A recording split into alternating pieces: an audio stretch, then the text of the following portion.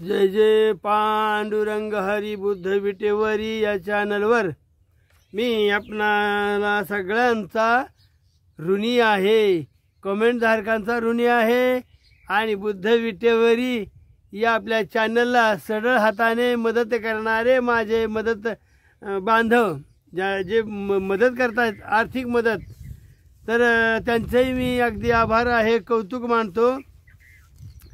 बऱ्याचशा लोकांनी सांगितलं होतं की मला नावाचा उच्चार कर नका। माझी अशी इच्छा होती की अमक्या गावातून अमक्यानं मला इतके पैसे दिले हे तुम्हाला सांगावं, पण ज्यावेळी एक दोन फोन असे आले माझ्या दोन चार मित्रांना मी विचारलं, म्हणजे मित्र म्हणजे आता तुमच्याच वयाचे ते माझे कसे मित्र पण आहेत, आमचे विटेकर वगैरे आहेत सांगलीचे। मग हे म्हणले की नाव घेऊ नका कोणाचं, कारण एकाचं नाव घ्याल दुसऱ्याला दुःख होईल, दुसऱ्याचं नाव घ्याल पुन्हा एक त्याला वेगळंच असं स्वरूप प्राप्त होईल। तर कृपया मी इथं नाव घेत नाही कोणाचं। ज्यानं मला आर्थिक मदत दिली त्या सर्वांचं ही गुप्त मदत समजून, ही गोपनीयता समजून आपण तुमच्या मदतीचा बद्दल मी अगदी कृतज्ञ आहे आणि आभारी मानतो।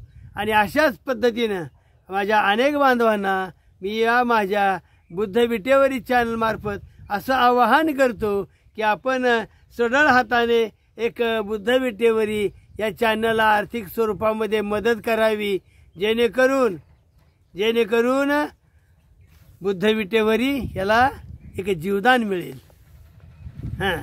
कमेंटधारकांना देखील एक विनंती आहे, कमेंट तुम्ही चांगली करता, प्रश्नच नाही।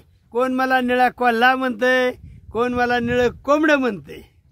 आता हे निळं कोंबडं हे कोण म्हणलं?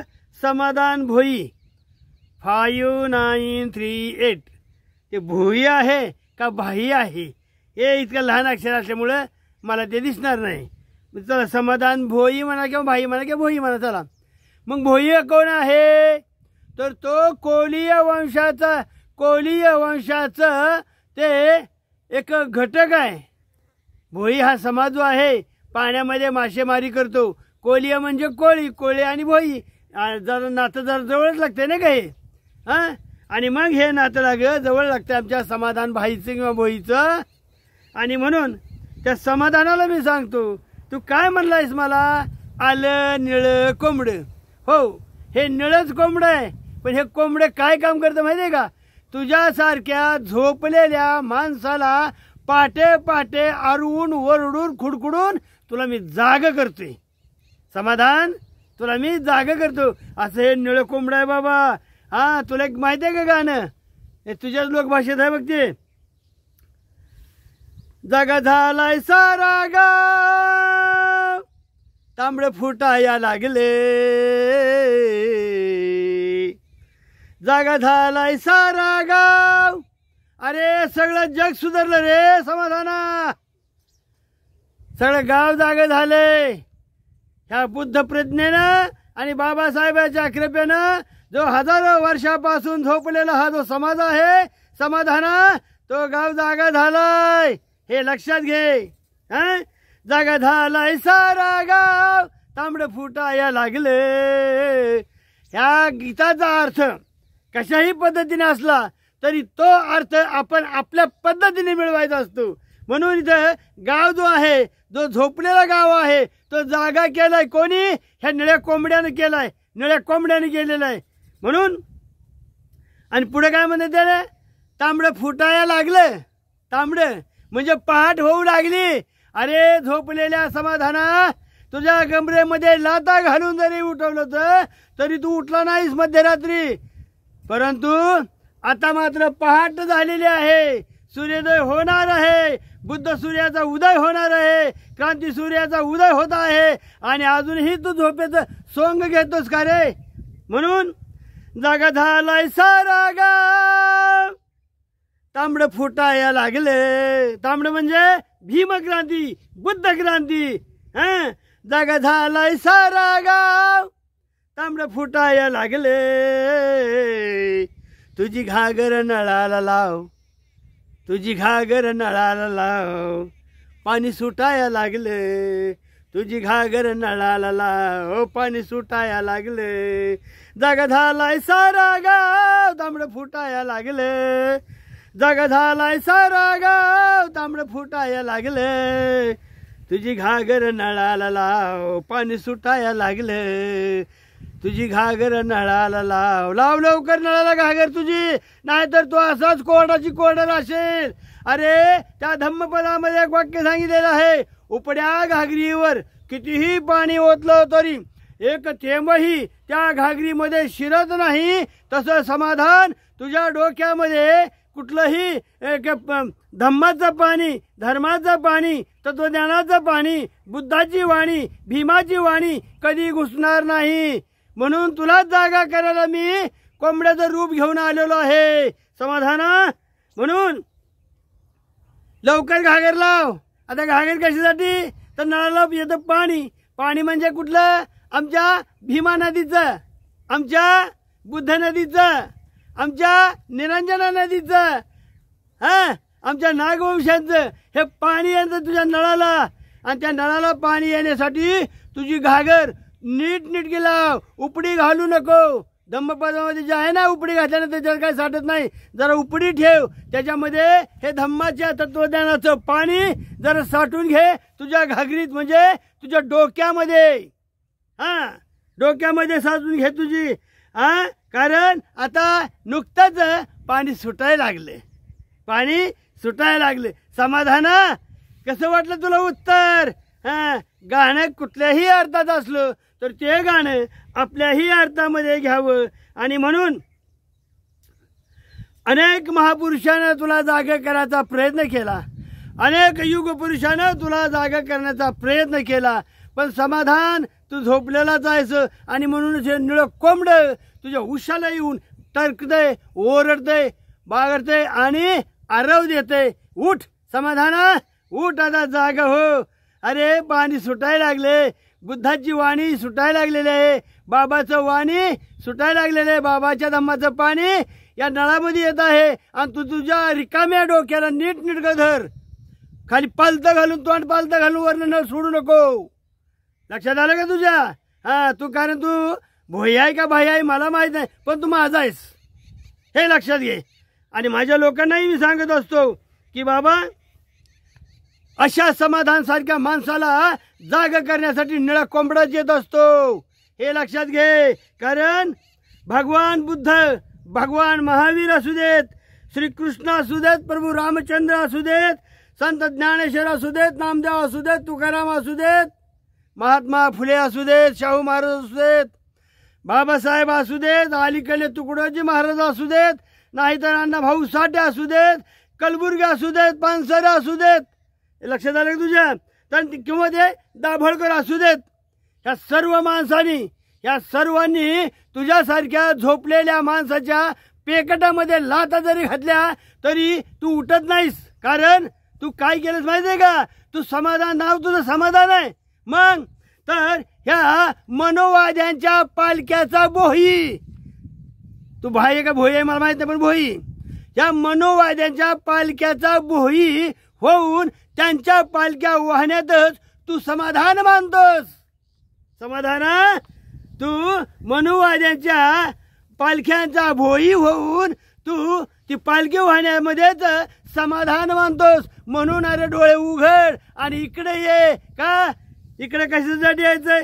जागा झालाय सारा गाव, तांबडं फुटाया लागले. जागा झालाय सारा गाव, तांबडं फुटाया लागले. तुझी घागर नळाला लाव, तुझी घागर नळाला लाव, पाणी सुटाया लागले. तुझी घागर नळाला लाव, पाणी सुटाया लागले. तुझी घागर नळाला लाव, पाणी सुटाया लागले. अशा पद्धतीनं या पोराला आम्ही एक उत्तर दिलं. आणि हे उत्तर मला वाटतं जवळजवळ 10 मिनटं झाली आपल्या याला. तर बाबा तुला एक शेवटचं सांगतो समाधाना, मनोवाद्याच्या जोखडाखाली तू राहून राहून तू तुझ्या असली बापाला मात्र विसरलास. तू बुद्धाला विसरलास, तू बाबाला विसरलास, तू महात्मा फुल्यांना विसरलास, तू छत्रपती शाहू महाराजांना विसरलास.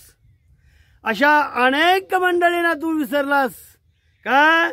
तर या बापाला विसरलास आणि ज्या नियोगातून ज्या बापाचा जन्म झालाय, ज्या नियोगातून ज्या बापाचा जन्म झालाय त्याच बापाला तू माझा बाप म्हणतोस. समाधान लक्षात घे. म्हणून डोळ्यावरची झापडे काढ.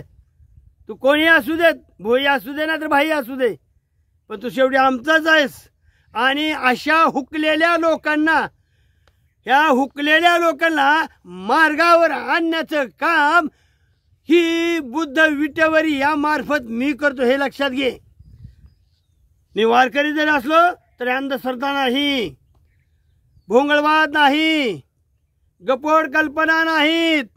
तर्काला धरून माऊलीनं आणि तुमच्या तुकाराम महाराजानं हे सगळं जे वारकरी संप्रदाय उभा केलेला आहे ना, तो सगळा हा तर्कावर, विज्ञानावर अधिष्ठित आहे. आमच्या तुकाराम महाराजानं तर अशा अंधश्रद्धेवर अनेक हासुडे ओढलेले आहेत. म्हणून बाबा समाधाना वाच, लवकर वाचशील तरच वाचशील. आणि तुला सांगतो आत्ताच बोलल्याप्रमाणे तू अशा पद्धतीचे कमेंट्स करतोस, असू दे. मलाही तुला झापण्यासाठी विषय मिळाला आणि लोकांनाही त्याने कळलं की म्हातारं बरोबरच बोलतंय म्हणून. हां, मग ठीक आहे. आता याच्यानंतर आता एक मूळ विषयाकडे मी वळतो. मूळ विषयाकडे वळत असताना मला काय सांगायचं आहे, अशोक काळामध्ये 18 संप्रदायापैकी थेरवादाचे 12 संप्रदाय आहेत. किती? अशोक काळामध्ये काळापर्यंत 18 संप्रदायापैकी थेरवादाचे 12 संप्रदाय आहेत. थेरवाद म्हणजेच ज्याला महायानानं हीनयान म्हणून हिनवलेलं आहे, अशा त्या यानाला. कारण 4थ्या धर्मसंगतीमध्ये जे 2 विभाग झाले, हीनयान आणि महायान, तर त्या हीनयान आणि महायान, तर त्या हीनयानाला मुळातच स्थविरवादी लोक म्हटलं जात होतं. आणि त्याचे किती झाले? 12 संप्रदाय. 12 संप्रदाय आले त्यामध्ये. तर ते 12 संप्रदाय कोणते? 2च मिनिटात सांगतो. स्थविरवाद किंवा थेरवादी, हां, त्याच्यानंतर वाशीपुत्र किंवा वज्जीपुत्र, 3 धर्मोत्तरीय, 4 छन्न नागरिक किंवा पन्ना नागरिक, पुन्हा भद्रयानिक किंवा भद्रयानिक, 6 समितीय, 7वा महिशासक, 8वा धम्मगुप्तिक, 9वा सर्वस्ववादी, 10वा काश्यपीय सांकेतिक आणि 12वा सूत्रवादी किंवा सौत्रांतिक. सौत्रांतिक हा पंथ अत्यंत महत्त्वाचा आहे. या सौत्रांतिक पंथामध्ये मी पुढे बोलणार आहेत. आणि ह्या स्थविरवादाचे जो सुरुवातीला मी स्थविरवाद सांगितला ना, त्या स्थविरवादाचे पुन्हा 4 उपप्रकार आहेत. आणि ते 4 उपप्रकार कुठले? विभज्यवादी, महाविहारवासी, अभयगिरीवासी आणि जेतवनीय महासांगिक. अशा पद्धतीचं स्थविरयानाचे असे एकूण 12 18 असे विभाग पडलेले आहेत. तसेच जसं स्थविरयानाचे 18 भाग पडले का, तद्वत 18 भाग महायानाचेही पडलेले आहेत. महायान हे नाव येण्यापूर्वी त्याला अगोदर महासांगिक हे म्हटलं जात होतं. महासांगिक. तर त्याचे आपण आता संप्रदाय पाहूया. महासंप्रदायाचे सुरुवातीचे 18 पैकी आपण 6 संप्रदायाची तुम्हाला नावं सांगन. एवढा मोठा जर इतिहास जर ह्या पूर्ण संप्रदायाचा जर सांगायचं गेलं बराच अवधी लागतो. आणि म्हणून महासांगिकाचे 6 प्रकार. महासांगिक, गोकुलिक, शब्द लक्षात घ्या. गोकुलिक, गोकुलिक आणि गोकुळाचा काही संबंध आहे का बघा.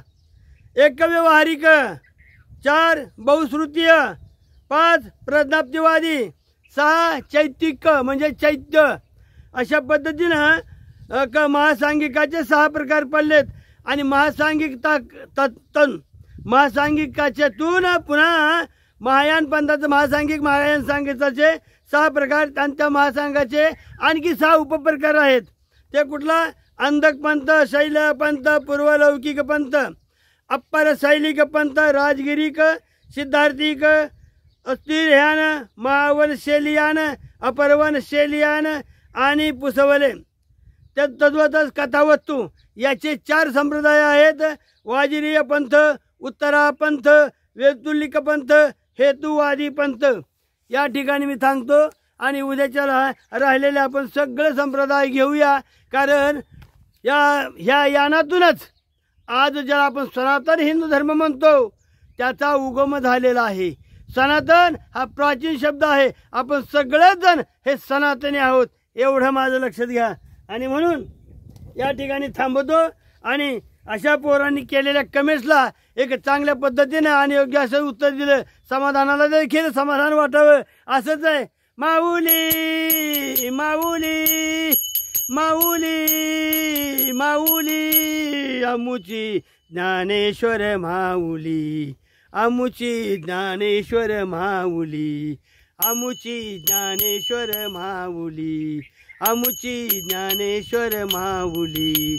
जय जय ज्ञानेश्वर माऊली, तुमची आमची ज्ञानेश्वर माऊली, सर्वांची ज्ञानेश्वर माऊली, माऊली माऊली.